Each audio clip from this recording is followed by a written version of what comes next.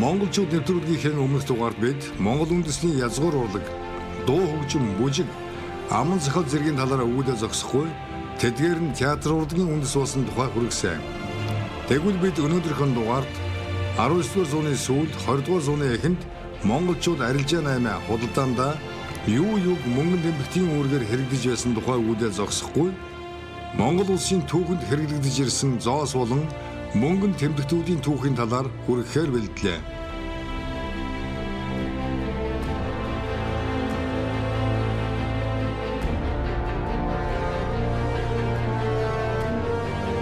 Бид энэ хүн нэвтрүүлгээ Монсудар хэвлэлийн газраас эрхлэн гаргасан монголчууд 20-р зууны эхэнд номноос бэлтгэн хүргэж байна.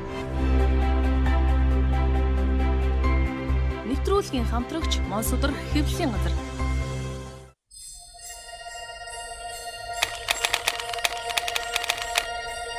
Монголын зоос мөнгөн тэмдэгт.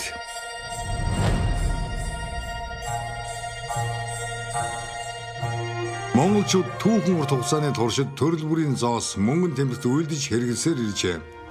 Хамгийн анхны төр улсыг Монгол нутагт байгуулсан хүннүү чүйдлэгэхэд зоосон мөнгөн тэмдэгттэй байсан нь археологийн олдвороор батлагдсан байдаг.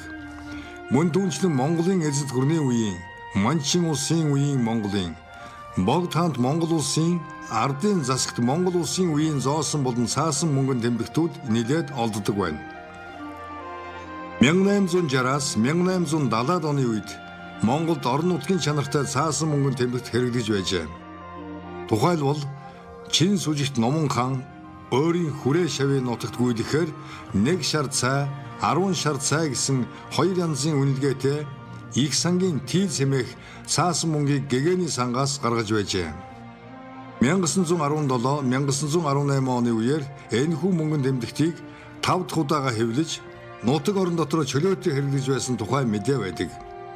Үүнээс гадна 19-р зууны сүүлж 20-р зууны эхээр ламын гэгээний хүрээнд 5 хүн мөнгөний үнэлгээ бүхий цаасан мөнгө гүйдгэж байсан байна.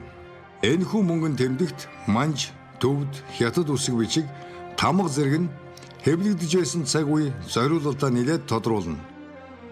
Мөн түүнчлэн одоогийн Завхан аймгийн Идэр сумын ялгуусан хутгтын шавь нутагт 1-т, 3-т, 5-т, 10-т, 50-т, 100-т гэсэн 6 янзын дэвсгэрт бүхий зэд хэмээх цаасан мөнгөн тэмдэгтийг хэрэгдэж байжээ. 1873 онд хэвлэгдсэн 300 зоосын үнэлгээ бүхий хүрээний их сангийн тэмдэг хэмээх мөнгөн тэмдэгтийг цаасан дээр хар болон хүрэн бэхээр бардан хэвлжээ.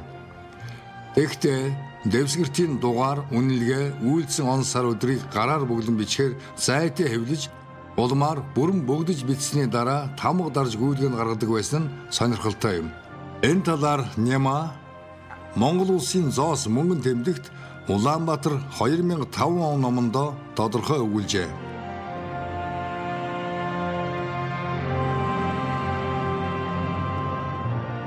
(1873) онд гүйдгэнд гарган хэрэглэж байсан 300 зоосны үнэлгээд хүрээний их сангийн тэмдэг зоосон мөнгө.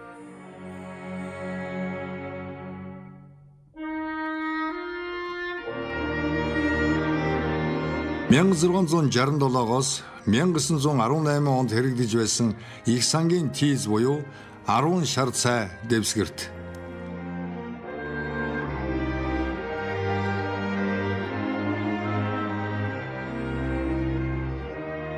(19-р зууны сүүлд 20-р зууны эхээр хэрэглэж байсан зэд хэмээх мөнгөн тэмдэгт.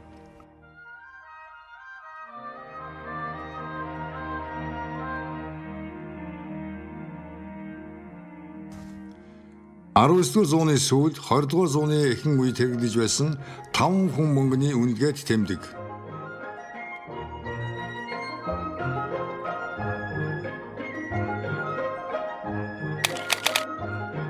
Цай.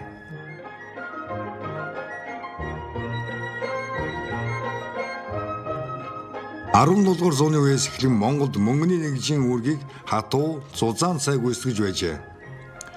Цайг багцлан хунз гэдэг модон савнд хийж тээвэрлэдэг байсан байна. Нэг хунзанд 27-оос 36 ширхэг цай ордог байжээ.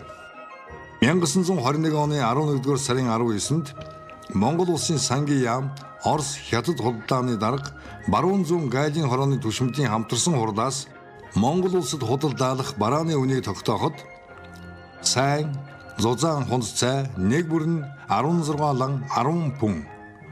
Муу зузаан хунц цай нэг бүрэн 14 лан. Нэмгэн сайн хунц цай нэг бүрэн 17 лан 50 пүн. Муу нэмгэн хунц цай нэг бүрэн 16 лан 10 пүн. Сайн байх цай хайрцаг бүрэн 25 лан. Найтын дэрэн түрүү цай нэг хунз нь 28 лан. 72-ийн дэрэн түрүү цай нэг хунз нь 24 лан 50 пүн зэрэг тус энмитийн үнэтэй байжээ. Мөн цайг хугас буюу булан 2-1, дөрвөн хуруу буюу 4-1, шоо буюу 8-1-ээр жижиглэн хуваадаг байжээ. 19-р зууны сүүл 20-р зууны эхэнд Монголд хэрэглэж байсан хятад цай.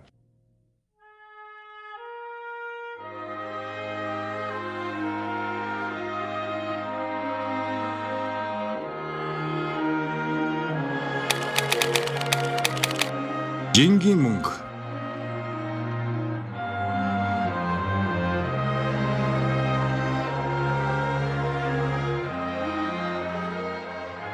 Жингийн мөнгө нь Монголд 19-р зууны сүүлчээс гүйж ирсэн төдийгүй Оросын худалдаачид малын оронд өгдөг байжээ. Оросоос Монгол орж байсан мөнгө нь голдуу Хамбург, Франкфуртын мөнгө байсан байна. Тэгвэл Хамбургийн мөнгөний нэг гулууз нь 10-аас 11 лан хэмжээтэй өндөр сорьцтой сайн мөнгө байжээ. Мөнгийг хятадын лан гэдэг нэгжээр хэмждэг байсан бол нэг лан нь 10 цэн, нэг цэн нь 10 пүнтэй тэнцдэг байсан байна. Манчин улсын ноёрхлын үед Монголд атан тэмээ 18-аас 30 лан, морь 8-аас 12 лан, шар үхэр 8-аас 10 лан, хонь 1 лан, ямаа 5 цэн мөнгөтэй тэнцдэг байсан түүхтэй.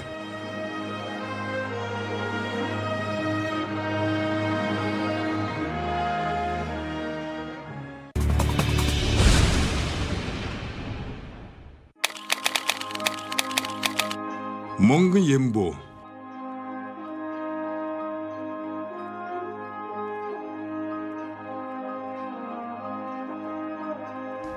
Монголд 1, 2, 3, 4, 5, 10, 50 лангийн Ямбу гүйж байсан төдийгүй Хятад улсын банк болон хувийн банк пүүсээс Ямбуг гаргаж хэзээ хаан суцгасныг нотлох тамга дардаг байсан байна. Ямбуг арилжаа худалдаанд нэвтрүүлснээр жингийн мөнгийг хэрэглэхэд учирч байсан бэрхшээл арилжээ. Монголчууд 1-2 лангийн шоргоолжин Ямбу, 4 лангийн дуутуур Ямбу, 5 лангийн илжигэн туруу, 10 лангийн шунхайдан Ямбу, 50 лангийн хулгар Ямбу, ширээ цагаан Ямбу гэх зэргээр нэрлэж байжээ. Ямбуг анх Монголын их юан улсын үед юаны эрдэнэ нэртэй хэрэглэж байсан нь Хятадд уламжлагдсан хэрэглэгдсээр ирсэн байдаг.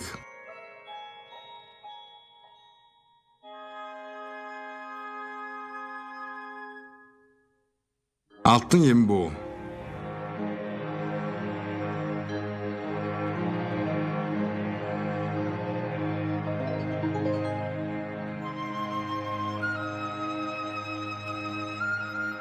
Нэг, 5, 10, 50 лангийн мөнгөн Ямбу.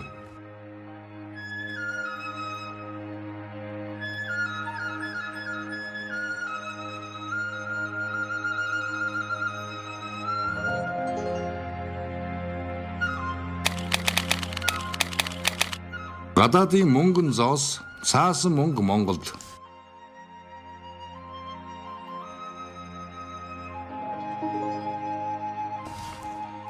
Монголд 1860 онд хаант Оросын анхны пүүс орж ирсэн бол удалгүй ховд Улаастай зэрэгт Оросын пүүсүүд нээгдэн ажиллажээ. 19-р зууны сүүлээр Орос Хятад худалдаачид жингийн мөнгөн зоосыг оруулан ирж хэрэглэсээр Монголд тавар мөнгөний харилцаа шинэ шатанд гарч эхэлсэн байна.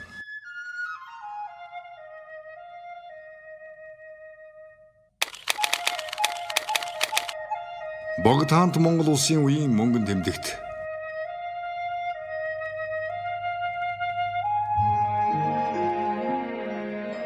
Богдхаант Монгол улсын засгийн газар 1921 оны 4 сарын 20-оос 10 дугаар сарын 20 хүртэл 6 сарын хугацаатай цаасан мөнгийг гүйлгэн гаргажээ.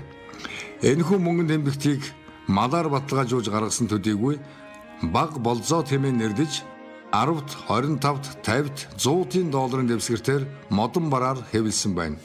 10-т хоньны, 25-т нь үхрийн, 50-т нь морины, 100-т нь тэмээний зурагтайн дээр хэвлэгдсэн газар орон он сар өдөр тамга тэмдэг гарын үсгтэй байжээ. Мөнгөн тэмдэгтийн модон барыг Монгол улсын уран сэлбэрч Лувсан гомб урлсан байна. Энэ бол Богдааны зарилгаар Монгол улсын засгийн газраас баталж засгийн газрын хөрөнгөөр эрхлэн гаргасан Монгол улсын сангийн яамны сайдын гарын үсэг тамга бүхий Монгол улсын мөнгөн тэмдэгт юм. Монгол улсын дотоод гүйлгэн зориулж гаргасан сан энэхүү Монгол улсын цаасан мөнгө нь Монгол хүний ур ухааныг шингээсэн бүтээл болсон байна. Баруун өнгөөр нь хүрээг хятадуудаас чөлөөсний дараа гүйлгэн гаргасан мөнгө учраас ард олон барууны мөнгө гэж өөрөөр ч нэрлэдэг байсан байна. Ямар тач баг болзоо тэмэх энэхүү мөнгөн тэмдэгт нь Богдаанд Монгол улсын засгийн газрын баталгаа ёсоор төрийн тамганы сэлбэрч Лувсан гомб зураг загварыг зохиож Монгол хэвлсэн тусгаар тогтносон Монгол улсын анхны мөнгөн тэмдэгт юм а.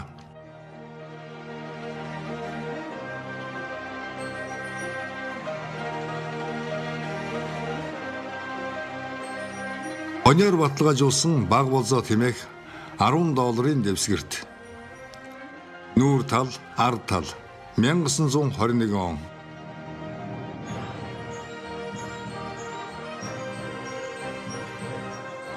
Үхрээр баталгаажуулсан баг болзоо тэмэх 25 долларын дэвсгэрт. Нүүр тал, ард тал 1921 он.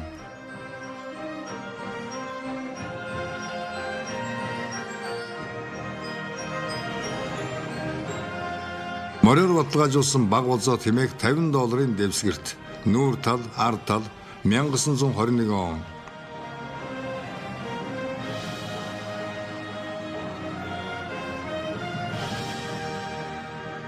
Тэмээгээр баталгаажуулсан баг болзоо тэмэх 100 долларын дэвсгэрт.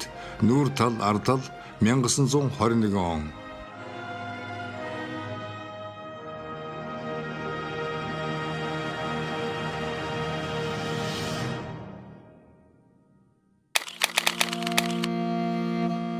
Монгол ард улсын мөнгөн тэмдэгт.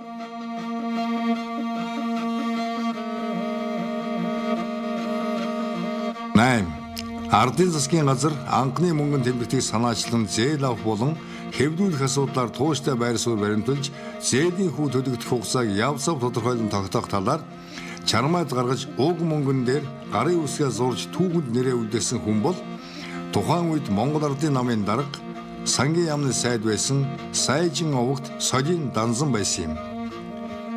Тэрээр энэхүү мөнгөн тэмдэгтийг санаачлан хийлгэж гарын үсэг зурсан учраас олонний дунд Данзангийн доллар гэж нэрлэгдэх болжээ. Данзангийн мөнгөн тэмдэгтийн бичээсийг монгол хэлбэрчгээр үйлдэж Монгол үндэсний олон хээ угалз бэлэг тэмдгийг оролцуулан маш гоёмсог тод өнгөөр чимгэлсэн байжээ. Мөн түүнчлэн Монгол улсын сангийн яамны сайд Данзан хүүгийн яруу даваа хэмээн гарын үсгээ зурсан тэдгээрийг ер улсын монголжуу онцлог дүр төрхтэй болгосон байдаг. Ийхүү 1921 оны 7 дугаар сард байгуулагдсан Монгол улсын сангийн яам 3.5 сая долларын цаасан шинэ мөнгөн дэвсгэртийг зөвлөлт социалист бүгд найрамд холбоот Орос улсад захиалж хийлгэжээ. Эдгээр нь 50 цент, 1, 3, 5, 10, 25 долларын дэвсгэртүүд бүхий мөнгөн тэмдэгт байсан тул гүйлгээнд оруулаагүй байна. Үүний гол шалтгаан нь гарын үсэг зурсан сангийн сайд Солин Данзан бол доллар шүтсэн хөрөнгөтний талыг баримтлах чимээн үтсэнтэй холбоотой ажээ.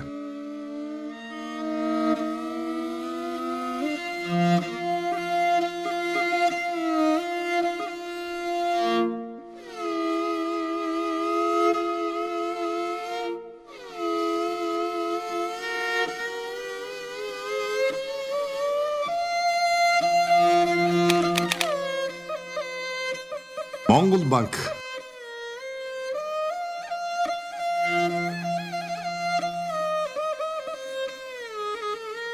1912 онд нийслэл хүрээнд Төр банк байгуулж байсан бол 1924 оны 6 сард Монголын худалдаа аж үйлдвэрийн банкыг байгуулжээ. Ингээд 1921 оны 7 дугаар сард ардын засгийн газраас бүх аймаг хушуу, шавийн албаны өөршир төлөх шинээр өөр тавихыг зогсоосон шийдвэр гаргасан бол удалгүй 1925 оны 12 дугаар сард мөнгөн тэмдэгт болох төгрөгийг гүйлгээнд оруулсан байна.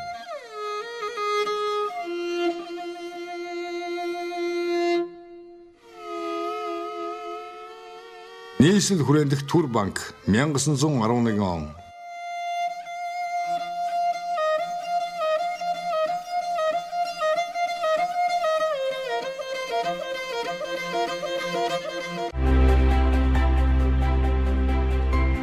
Нэвтрүүлгийн хамтрагч Монсодөр хэвлэлийн газар.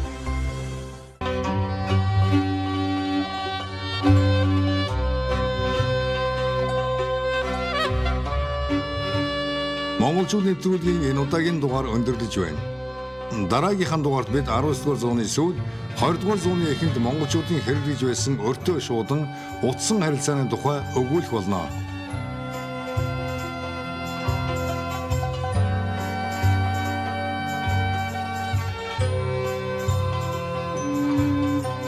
Бид энэ хүн нэвтрүүлгээ Монсодөр хэвлэлийн газраас эрхлэн гаргасан монголчууд 20 дугаар зууны эхэнд номноос бэлтгэн хүргэлээ.